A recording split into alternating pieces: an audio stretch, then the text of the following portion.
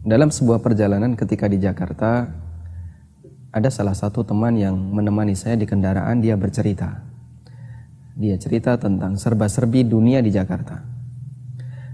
Di tengah dia bercerita, dia menyebutkan bahwa di kota ini, di Jakarta, orang makan bayarnya pakai kartu kredit itu sudah biasa.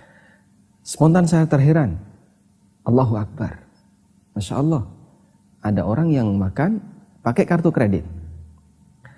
Anda warga Jakarta, atau yang tinggal di kota-kota besar, atau Anda yang sudah terbiasa menggunakan kartu kredit, mungkin ini sesuatu yang biasa bagi Anda, makan dengan menggunakan kartu kredit.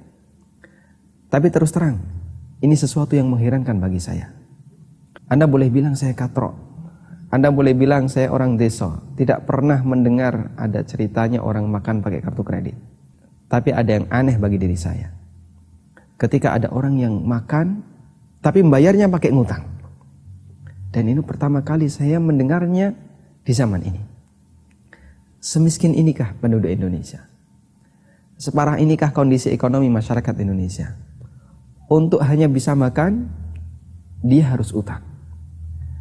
Kalau mungkin ini terjadi ketika zaman penjajahan Jepang, atau zaman ketika masyarakat Indonesia masih miskin, atau zaman PKI, mungkin kita bisa memaklumi. Tapi ini di zaman Indonesia pasca pembangunan, di saat banyak orang yang sudah memiliki banyak penghasilan.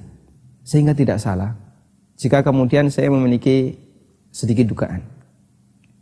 Jika makan saja mereka ngutang, maka bisa jadi semua yang ada pada dirinya adalah hasil utangan. Rumahnya hasil utang, kendaraannya hasil utang, HP-nya hasil utang, perabotannya hasil utang, semua yang ada di kanan kirinya adalah hasil utang. Manusia yang hidup berlambang dengan kredit. Apa yang bisa Anda banggakan ketika rumah Anda adalah hasil utang? Apa yang bisa Anda banggakan ketika kendaraan Anda adalah hasil utang? Apa yang bisa menjadi kebanggaan seseorang ketika ternyata seisi rumahnya adalah hasil ngutang? Seharusnya kita berpikir, berikan kenyamanan bagi diri kita. Jangan bebani diri kita dengan utang. Karena utang dalam Islam itu menakutkan. Dalam hadis yang sahih Nabi SAW pernah bersabda, "La tukhifu anfusakum ba'da amniha." Qalu, "Fama dzaka ya Rasulullah?" Qala ad-dain. Nabi SAW pernah mengatakan, La tukhifu anfusakum ba'da amniha. Janganlah kalian menakut-nakuti diri kalian ba'da amniha, setelah kalian mendapatkan keamanan. Maka para sahabat bertanya, ya Rasulullah, apa yang Anda maksud? Menakut-nakuti diri itu seperti apa? Kata Nabi SAW, ad-dain. Yang aku maksud adalah utang. Hadis riwayat Ahmad. Apalagi ketika yang melayani kredit Anda adalah perbankan yang bisa dipastikan di sana kita berurusan dengan riba.